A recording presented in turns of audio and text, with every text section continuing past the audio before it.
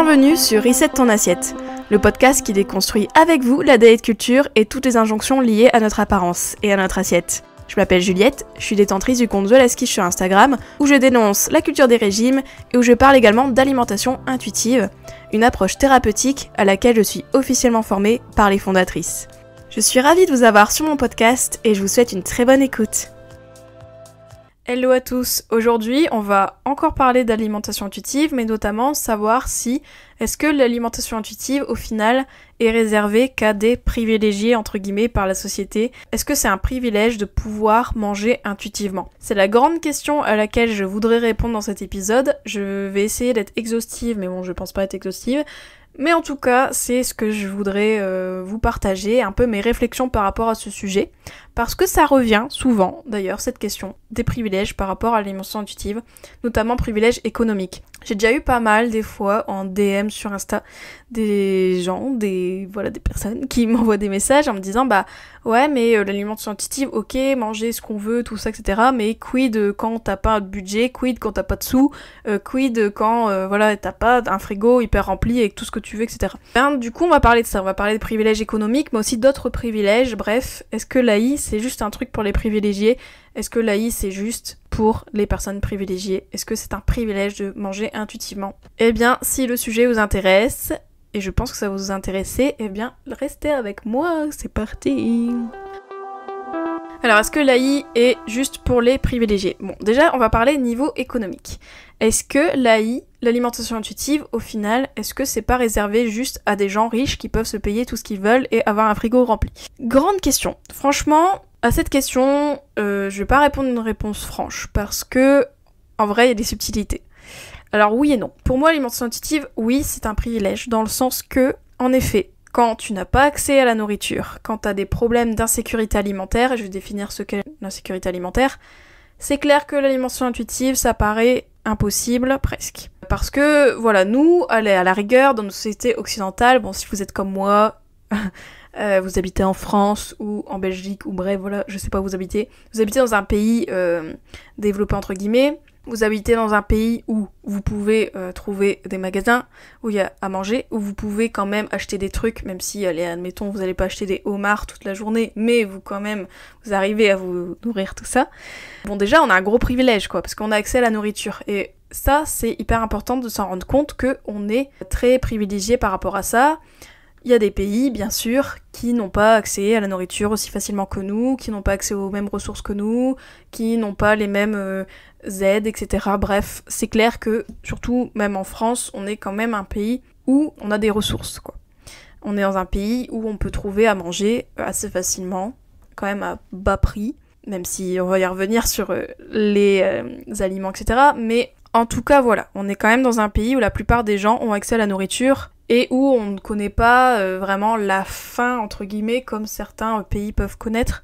On arrive quand même à manger à notre faim. Donc ça, c'est un gros privilège. C'est clair que vous allez, je sais pas, dans un pays d'Afrique qui galère à avoir de l'eau courante ou à manger, c'est clair que l'alimentation intuitive, ce n'est pas possible. Enfin, voilà, faut être réaliste. L'alimentation intuitive, c'est hyper parlant quand on n'est pas en situation d'insécurité alimentaire. Et ça, l'insécurité alimentaire, je vais vous en parler, en fait, ce qu'est la sécurité alimentaire, parce que c'est important de définir les choses. Alors, l'insécurité alimentaire, selon la FAO, donc c'est l'Organisation des Nations Unies pour l'alimentation et l'agriculture, être en situation d'insécurité alimentaire, c'est le fait de ne pas avoir un accès régulier à suffisamment d'aliments sains et nutritifs pour une croissance et un développement normaux, dû à l'indisponibilité de nourriture et ou un manque de ressources pour se procurer de la nourriture. Et en fait, l'insécurité alimentaire, c'est une échelle, c'est-à-dire qu'on peut être en situation d'insécurité alimentaire légère, modérée ou extrême, quoi. Et nous, en vrai, je pense que dans nos sociétés occidentales développées, tout ça, etc., capitalistes, etc., nous, c'est clair que je pense qu'on n'est pas non plus, à part, bien sûr, certaines catégories, mais la plupart des gens, on se retrouve pas non plus dans une insécurité alimentaire extrême. Mais cependant, la sécurité alimentaire légère ou modérée, c'est possible, parce que, bien sûr, on n'a pas tous les mêmes moyens économiques. Il y a des gens qui peuvent se payer, comme je disais, des homards et tout, etc. Et pendant ce temps-là, il y a des gens qui comptent les centimes pour se payer un paquet de pâtes. Ça, c'est clair et net. Ça, on peut pas... Personne pourra vous dire non, c'est pas vrai, on se bouche les oreilles. Non. Bien sûr, on n'a pas du tout les mêmes ressources économiques et c'est possible que, même en France, des personnes se retrouvent en insécurité alimentaire, que ce soit légère, modérée, etc. C'est sûr. Donc oui, on n'a pas tous les mêmes privilèges, donc l'alimentation intuitive, c'est sûr que quand on n'a pas les mêmes ressources économiques, c'est difficile par certains aspects. Par exemple, c'est sûr que quelqu'un qui n'a pas les possibilités financières de s'acheter des aliments variés, etc., d'avoir accès à une alimentation variée, parce que mine de rien, je pense que quelqu'un qui est en mode survie et qui n'a pas non plus le budget pour diversifier son alimentation, cette personne-là, ça va être plus compliqué l'alimentation intuitive, parce que peut-être qu'elle a des envies qu'elle ne peut pas assouvir, parce que voilà... c'est clair, si t'as envie de quelque chose et que tu peux pas te le payer, c'est sûr que t'as une barrière, c'est clair et net. Par exemple, les fruits et légumes sont par moments chers, surtout avec l'inflation, tout ça. Donc forcément, il y a peut-être des gens qui vont pas prioriser d'acheter des légumes, mais qui vont prioriser d'acheter des choses qui tiennent au corps, des pâtes, etc., du riz, machin, des féculents, vraiment des choses qui te donnent plus de l'énergie que du bonus en nutriments, j'ai envie de dire. Je schématise, mais voilà, et c'est clair que ces personnes-là, forcément, elles n'auront pas la même alimentation que quelqu'un qui est plus riche ou aisé financièrement et qui du coup va se payer plus de nourriture, avoir une alimentation plus variée parce que ça reflète ses compétences économiques, ça reflète le fait que cette personne-là peut se payer plus de choses que la personne qui du coup est plus en mode survie. Et en plus de ça, cette insécurité alimentaire, donc cet accès du coup pas forcément régulier à suffisamment d'aliments sains, nutritifs, tout ça. Cette insécurité alimentaire, elle est liée au TCA, parce que c'est clair que quelqu'un qui est en insécurité alimentaire, il va s'inquiéter par rapport à sa nourriture, il va y penser souvent, il va peut-être pas assouvir toutes ses envies, du coup il va peut-être penser souvent à la nourriture, parce que le cerveau, forcément, le corps, quand il a un besoin et qu'il n'est pas assouvi, il va nous le faire penser, d'où les obsessions à la nourriture, etc. Et en plus de ça, il y a peut-être aussi une peur de manquer qui peut se développer, parce que si tu sais que tu n'as pas accès à la nourriture tout le temps, les moments où tu as accès, tu vas peut-être plus manger, tu vas peut-être compenser, etc. Donc forcément, c'est clair que une personne qui a moins de ressources économiques et qui est en situation d'insécurité alimentaire aura en fait un trauma identique à une personne qui est dans la culture des régimes et qui fait des régimes. Parce qu'au final, c'est le même trauma. C'est-à-dire que quand quelqu'un se met en famine délibérément, c'est-à-dire se met en régime, c'est une famine délibérée, c'est comme si la personne n'avait pas accès à la nourriture. En fait, le cerveau, pour lui, c'est pareil. Que t'aies pas accès à la nourriture pour des raisons économiques ou que t'aies pas accès à la nourriture pour des raisons par rapport au régime, etc., c'est la même chose, en fait. Donc du coup, t'as le même trauma. Et donc, il y a ce côté compensation, etc., qui peuvent être totalement liés au fait que tu es en insécurité alimentaire et qui est lié du coup à tes ressources économiques. Ça, c'est sûr. Et en plus de ça, les personnes en précarité, les personnes qui sont plus pauvres, etc., qui ont moins de ressources économiques, elles peuvent plus aisément développer des TCA par rapport à ça, cette compensation, etc. Et en plus de ça, elles vont être plus stigmatisées que les autres. C'est-à-dire que, comme je vous disais, d'ailleurs, je pense que j'ai déjà fait un épisode où je parlais des privilèges, mais les privilèges, ça se cumule, et les non-privilèges aussi. Quelqu'un qui est en situation de précarité, qui a moins de ressources économiques, et qui n'a pas accès à une alimentation qui compense, etc., qui peut-être mange plus à certains moments, qui du coup s'écoute moins que quelqu'un qui a accès à la nourriture ad vitam aeternam, tout ça, eh bien peut-être que cette personne va prendre du poids, elle va être stigmatisée, et donc en plus, si tu es en situation de précarité, et en plus tu as un poids plus élevé, etc., tu peux être encore plus stigmatisé, bref, pas évident. Donc là, c'est sûr que l'alimentation intuitive, dans ces cas-là d'insécurité alimentaire, qui est liée à des ressources économiques, c'est clair que ça va être difficile, parce que forcément, c'est comme un TCA qui se guérit pas, en fait, presque, parce que le TCA, quand on veut, par exemple, contrer notre esprit qui est en mode oh là là, j'ai pas accès à toute la nourriture, et bien du coup, souvent, l'antidote, entre guillemets, c'est aussi de se remettre dans une situation d'abondance alimentaire, c'est-à-dire se donner la permission de manger. Mais quid des gens qui ne peuvent pas, justement, avoir accès aux aliments, quid des gens qui n'ont pas assez à manger et qui du coup ne peuvent pas se permettre de se mettre dans un mindset d'abondance entre guillemets quoi. Et voilà. Donc c'est sûr qu'il y a des barrières à l'entrée pour l'alimentation intuitive, notamment économique. Après, je nuance quand même ce côté-là dans le sens que là je parle des gens vraiment qui sont en mode survie dans leur économie, dans leur alimentation. Par contre, bien sûr, c'est ce que je disais tout à l'heure avec les homards. Typiquement, je prends mon exemple, je vais prendre l'exemple de n'importe qui. Bien sûr que moi j'ai des envies des fois, mais je peux pas manger ce que j'ai envie. Parce que je peux pas me les payer, parce que j'ai pas accès tout simplement, parce que voilà, je fais des courses, et ben voilà, j'ai des contraintes, hein. Par exemple, typiquement, je sais pas, je me réveille le matin, mais je crois que j'avais déjà dit ça dans un autre épisode. Tu te réveilles le matin, t'as une envie d'homard ou de carpaccio de poulpe ou j'en sais rien. Bah ça, typiquement, mon envie, je peux me la carrer, en fait, je peux me dire, bah non, je peux pas. Du coup, bah je me rabats sur d'autres choses. Et c'est ok aussi, parce qu'en fait, l'alimentation intuitive, à mon sens, ce n'est pas juste écouter ses envies, et ne jamais être frustré. Bien sûr que la frustration, elle est intrinsèque à la vie d'être humain, en fait. On est toujours frustré. Des fois, on est frustré. Des fois, on va aller au resto, on va prendre un repas, bah c'était pas ce qu'on voulait, ou c'était moins bon que dans nos souvenirs, ou j'en sais rien. On va être frustré. T'es à ton boulot, t'as envie d'un fruit, mais y a pas, et t'as juste un vieux biscuit au fond de ton tiroir, bah tu vas manger ça, ou l'inverse, hein, un vieux fruit au fond de ton tiroir, et t'as envie de biscuit. Bref, voilà. Et donc, forcément, la frustration fait partie du quotidien d'une personne lambda. Et donc cette frustration-là, en alimentation intuitive, elle est quand même considérée. Bien sûr qu'il y a des moments où on peut pas manger ce qu'on veut, on peut pas manger à l'heure qu'on veut, on peut pas manger, etc. Et c'est ok aussi. Donc je nuance quand même par rapport aux situations en fait. Moi je pense quand même que par rapport à notre budget, on peut essayer, je dis bien essayer, d'avoir accès à une alimentation variée, même si je sais très bien qu'on n'a pas les mêmes ressources économiques et que c'est clair que on n'est pas tous égaux sur ce point, et donc du coup c'est sûr que ça rend plus difficile le quotidien selon notre budget et nos ressources économiques, ça c'est sûr. Ça c'est sûr. Mais d'un autre côté, la frustration aussi, à une échelle qui ne tient pas de l'insécurité alimentaire, elle est possible. Mais voilà, comme je vous disais, quelqu'un qui est en insécurité alimentaire, c'est clair qu'il va être plus handicapé, on va dire, par rapport à l'alimentation intuitive et le fait de l'appliquer. Donc oui, c'est un privilège quand même l'alimentation intuitive, même si, comme je vous disais, la frustration fait partie de l'alimentation intuitive aussi, et le fait que l'alimentation intuitive, ce n'est pas juste tout le temps manger varié, il y a des moments peut-être de notre vie, on va pas manger très varié, et c'est ok aussi, parce que voilà, le corps sait bien faire aussi, et sait gérer aussi des périodes où on a moins accès à certains types d'aliments, etc. Le corps est aussi une machine d'adaptation, et je pense que du coup, on peut quand même capitaliser sur ça en alimentation intuitive, à des niveaux bien sûr moindres que l'insécurité alimentaire, bien évidemment, ça c'est clair et net. Après, ce que je voudrais parler aussi par rapport aux privilèges, c'est par rapport justement à cette alimentation variée. Parce qu'on dit, oui, normalement, votre corps, il va avoir envie de légumes, etc. Des fois, on va avoir des envies très nettes de légumes, de fruits, etc. Et ça, il y a une condition qui tient du coup des privilèges, parce que au final, quelqu'un, par exemple, qui n'a pas été élevé, qui n'a pas été éduqué à manger beaucoup de légumes et de fruits. Quelqu'un qui n'a pas eu accès à beaucoup d'aliments quand il était plus jeune, donc je parle des légumes parce que souvent, voilà, ce sont des catégories d'aliments auxquelles beaucoup de gens n'ont pas accès, et beaucoup de gens n'ont pas été éduqués à manger des légumes. Enfin, je pense que il y a des gens, ils n'ont jamais mangé de courgettes ou ce genre de choses. C'est ok, hein. No judgment, hein. Il n'y a pas de jugement là. Mais pour dire que voilà, ça c'est un privilège en fait d'être éduqué nutritionnellement. C'est un privilège d'avoir pu manger des légumes quand on était plus jeune, et du coup que notre corps, enfin plus jeune ou voilà dans notre vie, et que du coup notre corps peut les réclamer. Parce qu'en fait le corps peut juste te réclamer les choses qu'il connaît. Il peut pas te réclamer un pané si t'as jamais mangé de pané.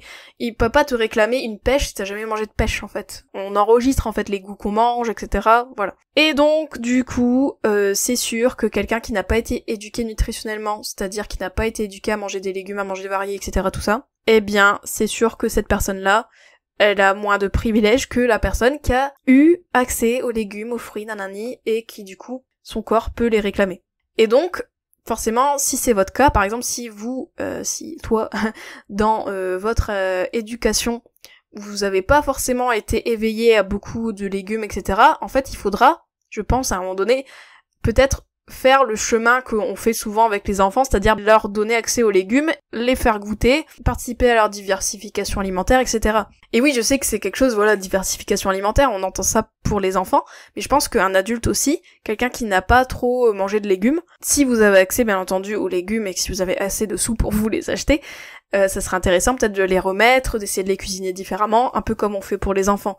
Parce que c'est comme ça que votre corps aussi pourra réclamer, et c'est aussi comme ça que déjà vous serez en bonne santé aussi d'un côté, parce que les légumes et les fruits, tout ça, ils ont quand même leur intérêt nutritionnel, mais en plus de ça, vous aurez peut-être la capacité à avoir une alimentation plus variée, parce que du coup, vous serez éduqué à manger des légumes, vous-même vous serez exposé vous-même aux légumes et aux fruits, et du coup votre corps pourra vous les réclamer. Donc c'est important aussi de, si vous le pouvez, faire aussi ce challenge-là de diversification alimentaire par vous-même. Mais du coup, c'est un privilège, en fait, d'avoir été éduquée.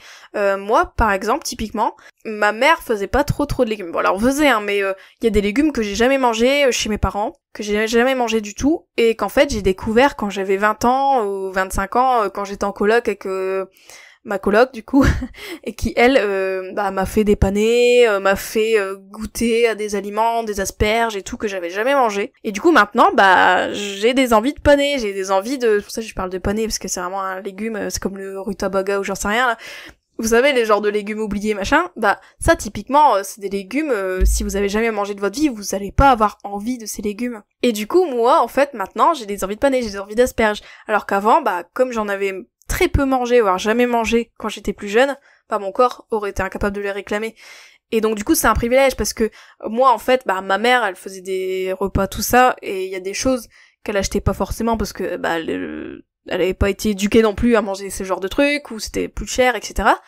Alors que quelqu'un comme ma coloc qui elle, venait d'une famille plus aisée, avait plus accès aux légumes, etc., certains légumes, et du coup, elle avait des fois plus envie de légumes que moi, qui ai moins été éduquée, entre guillemets, à l'accès à certains légumes, etc., etc. Donc ça, c'est clair que c'était un privilège, en fait. Si vous n'avez pas été éduqué nutritionnellement, si vous n'avez pas été exposé à certains aliments, etc., qui peut-être sont bénéfiques pour la santé, qui peut-être peuvent participer à une alimentation variée, c'est clair que vous n'allez pas avoir envie. Donc, vous avez peut-être été lésé, entre guillemets, par rapport à ça. Donc oui, il y a des gens qui sont privilégiés par rapport à ce genre d'aspect. Et qui du coup, en alimentation intuitive, c'est typiquement le principe dit sur la nutrition, c'est-à-dire vous éveiller à d'autres choses aussi par vous-même, comprendre un peu la nutrition, les fondamentaux, tout en étant flexible, mais qui du coup, faire en sorte que votre corps vous donne les clés aussi pour réclamer une alimentation variée, et qui du coup, participe à votre bonne santé sur le long terme, tout ça, parce que la nutrition, ça a quand même son intérêt, bien sûr. On ne l'oublie pas en alimentation intuitive.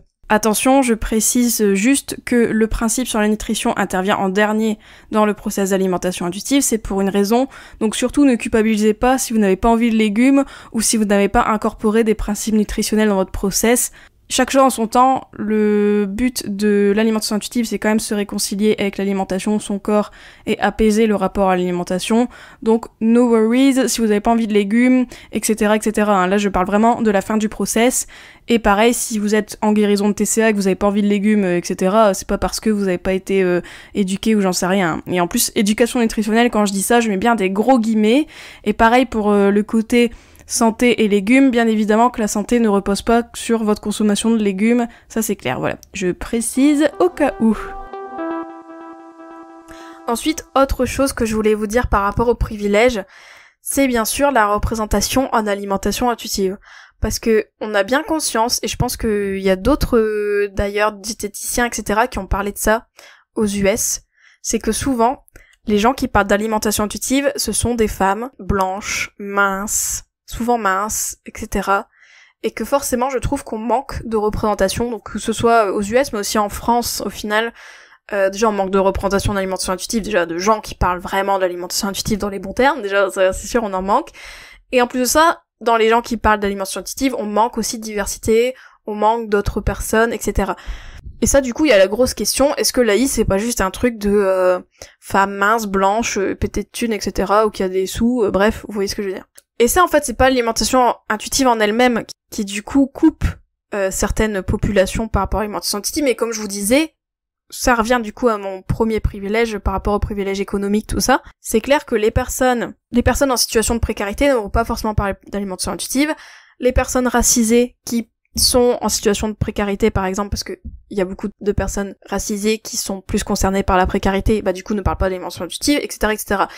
Donc forcément, je pense que c'est clair qu'il manque de diversité, parce que, en effet, l'alimentation intuitive, il y a quelques barrières à l'entrée aussi, et en plus de ça, voilà, on n'a pas tous les mêmes privilèges de parler d'alimentation intuitive, tout ça. Donc oui, c'est clair que moi, je trouve que l'alimentation intuitive gagnerait beaucoup à qu'il y ait plus de femmes enfin je parle des femmes, mais ça peut être non-binaire, etc. Enfin voilà, qu'on inclut en fait plus de monde dans les porte-paroles d'alimentation intuitive, donc plus de femmes grosses aussi. Je trouve qu'il y a beaucoup de têtes de femmes grosses qui parlent pas trop d'alimentation intuitive parce que la peur du jugement, la peur qu'on leur dise, bien sûr, c'est clair que quand t'es gros et que tu parles d'alimentation intuitive, il y a encore des gens qui vont dire ah ouais bah toi l'alimentation intuitive ça te réussit pas, tout ça, enfin alors qu'ils ont rien compris, mais voilà, donc forcément il y a peut-être des gens gros qui ne parlent pas d'alimentation intuitive, des personnes grosses, peut-être des personnes racisées qui ne parlent pas d'alimentation intuitive, il y a peut-être des personnes en situation de précarité ou qui cumulent tout ça, qui ne parlent pas d'alimentation intuitive. C'est clair que il y a un manque de diversité, et moi j'encourage du coup ces personnes-là, si vous vous reconnaissez, si vous avez peut-être aussi une tribune, que ce soit sur Insta ou autre, à parler de votre vécu d'alimentation intuitive par rapport à votre situation. Je trouve ça hyper intéressant, donc n'hésitez pas à prendre la place. Moi je laisse la place, en vrai, moi si vous parlez d'alimentation intuitive, je serais ravie de vous aider, de relayer vos comptes, etc. Donc quelle que soit votre situation, bref, mais en tout cas je trouve qu'il faut laisser la place à tout le monde, et c'est important aussi de représenter tous les êtres humains possibles sur cette planète. Donc oui, moi je trouve qu'il manque de diversité dans l'alimentation intuitive, notamment dans les porte-paroles, qui peuvent être liées d'ailleurs à une question de privilège. Donc c'est clair que ça serait important de diversifier et de surtout que les personnes prennent la place aussi, si elles peuvent. Aussi qu'on donne les conditions à prendre la place. C'est comme tout, c'est comme les femmes. Si on leur dit oui mais les femmes on vous empêche pas de faire ça, ouais mais quand même.